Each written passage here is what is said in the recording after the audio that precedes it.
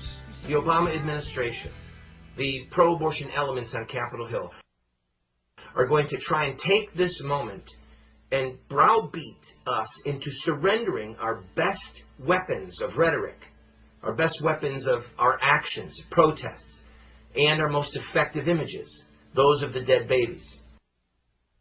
We must not surrender a single inch. He was a mass murderer. We have to say that over and over again. He was one of the most evil people on the planet, every bit as evil as Nazi war criminals. Now, I know that that offends some people that are watching this, but it is the truth. It is the truth from heaven's vantage point. According to the scriptures, the law of God, the teachings of the church, he was a mass murderer.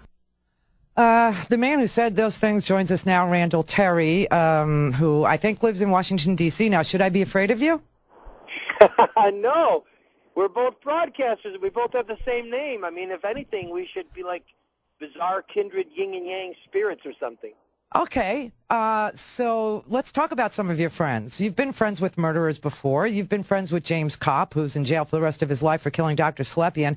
And Mr. Roeder there, who just murdered Dr. Tiller, he was found with Operation Rescue's phone number on his dashboard. The only question I really have for you, Randall, I've been very angry with you since Shivo. Very angry. My sister died in a hospice, and you were broadcasting with Sean Hannity in front of the hospice, and you totally took away the religious and the meaningful spirit in which people pass on to their maker. You took that from families, and it irritates me to the point where I'm almost nauseous talking to you. But I need to ask you the question: what can you do? What can you do to stop the violence and the hate speech around issues of homosexuality and abortion? What can you do? Well, two things. One is I can continue to say, as I have always said, that we have to be committed to nonviolence.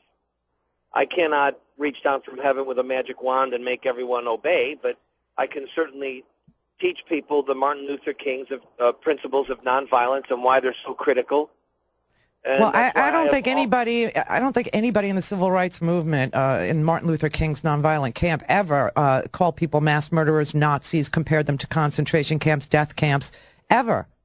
Well, I would beg to differ. They talked about the Ku Klux Klanners in that framework. Yes, the Ku Klux Klan, who was murdering people, just like since 2000, 14 arsons, 78 death threats, 66 assault and batteries, 117 anthrax threats, 128 car bomb threats, 109 stalking incidents, 541 acts of vandalism, a bombing attempt, an attempted murder, and the murder of a doctor. That is equivalent to the violence that the Ku Klux Klan did. It was a specific one-issue thing, just like you. First of all, I've had my life threatened many times, and I've had my children's lives threatened many times. How many children do you have? 7. Yeah. How come you disowned 3 of them? I didn't. Randy, do you want to be a professional talk show host, or do you want to have a hissy fit? I want to know what you can do to stop the violence and the hate speech when you are participating in it. If you're going to do bumper sticker sloganeering, then it's not an intelligent conversation. Okay, you can insult me all you want. I find you offensive, and it's very hard for me to behave around you. I just want to know, what is it that you... I did not disown 3 of my children. So don't make silly statements that you heard on, or that your producer found online or something, okay? No, I know you disowned 3 of your children. I'm sorry? I know that you did. No, you didn't. You're yeah, lying I did. Now you should be embarrassed. Okay, I'm not going to be embarrassed in front of the likes of you. I just want to know, what is it that you intend to do to quell the hate speech and to stop the violence? All right, listen very closely. I told you about the violence. As far as hate speech is concerned, hatred can be a really good thing. And I am not going to surrender certain words in the English language. You should hate child molestation. You should hate child pornography, and you should hate child killing in the womb. And the fact that you hate 2 out of the 3 means that you're on the path towards justice, but you haven't gotten all the way there yet. George Tiller was a mass murderer. George Tiller was a doctor who saw women who would otherwise die or lose their ability to procreate. No. Hey, listen, if you want to see Dr. Tiller's site, I have seen Dr. Tiller's site. Oh, no. And Dr. Tiller was a very religious man. And when Dr. Tiller when Dr. Tiller had to help a woman whose health was failing, or help a woman who, let me ask it to you this way. Let's say I'm pregnant. I'm 27 weeks pregnant, and I get a diagnosis. I get breast cancer. It runs in my family. Okay? Did you hang up on me? You did. He hung up. Hello? Yo.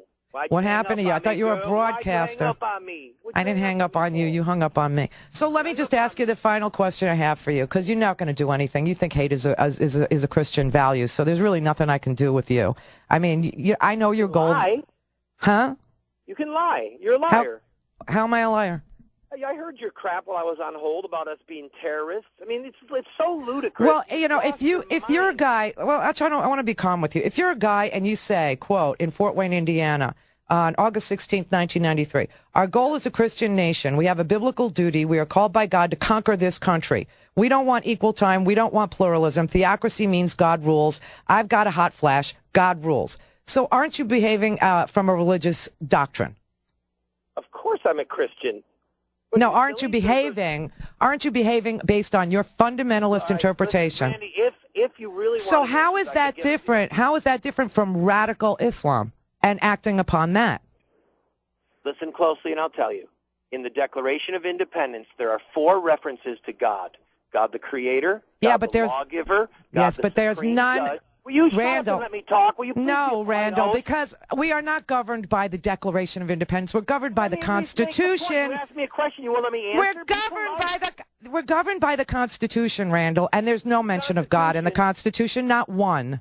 The Constitution refers to this being the 13th year of the U.S. as dated from the Declaration of Independence. It's a date, okay? It's a date. There's the only mention. The only mention of God is the date. Randy, let me finish the point. Were the founders who made 4 references to God, God the Creator, God the Judge, God the Lawgiver, and God the Provider. Were they religious lunatics, Randy?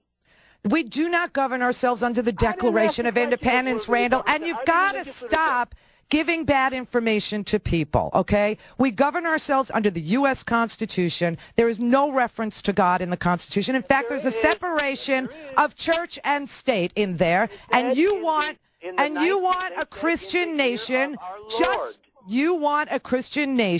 just like Osama bin Laden wants a Muslim world. You have the same philosophy, different religion. And Randall, 1 billion people in this world are going to be wrong. Why are you endorsing hatred? I'm endorsing justice. You're endorsing hatred. You said to me, hate is good. It works. It was a joke. You don't get it. Hate. There are things that you should hate. You should hate child molestation. Don't tell me what I should hate.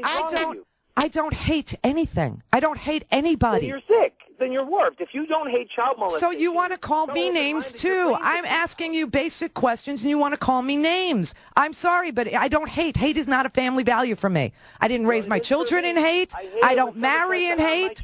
I don't have relationships with people based on hate. I don't hate anybody, Randall. I don't. I'm sorry. I'm sorry to disappoint you. I didn't say hate people. You said hate works. You said there's a place for hate, that it's very motivating. There's a verse in the Bible. I know that you don't like the Bible, but there's a verse in the Bible. Don't talk to me about what I like in the Bible and what I don't like in the Bible. Don't tell me. Don't you dare pass judgment on my religious teachings and where I come from. I was listening to you. You've already mocked Christianity. The Bible oh, no, sir, I have not. You mock Christianity when you say hate works. You mock it by saying you want a Christian nation and that theocracy is what you're after. And that you mock God. You mock God when you say God talks to you and tells you these things. Tell me when you want me to talk, and then tell me when I have to stop, and let's not talk over each other. Fine. I have to distinguish. Do not call me names. Do not question my religious beliefs. All right. You have no basis to do that. Listen, I listened to you. If we could get back. I've given you nothing. I've given you nothing to indicate that you are a better Christian than me or that I'm a better Christian than you. I've given you no reason to say that to me. You said that they were Christian terrorists.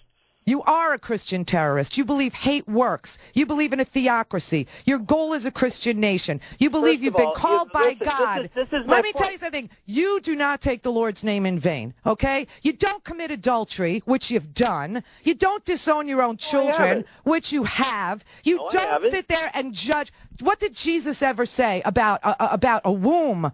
What did he say? You know, he said, Randall, if you commit adultery, he told you, he said,